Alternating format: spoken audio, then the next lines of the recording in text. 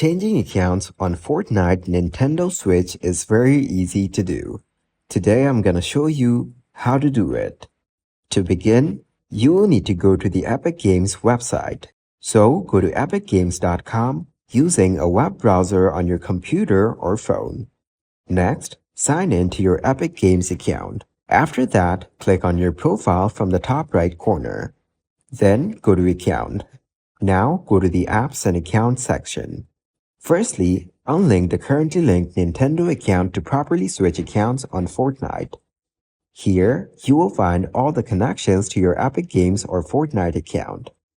Remove the currently linked Nintendo account. After removing this link, the next time you open Fortnite on the Nintendo Switch, you'll be prompted to sign in to a new Fortnite or Epic Games account. You will need to repeat this process every time you want to switch accounts, as Fortnite on the Switch doesn't have an option to log out.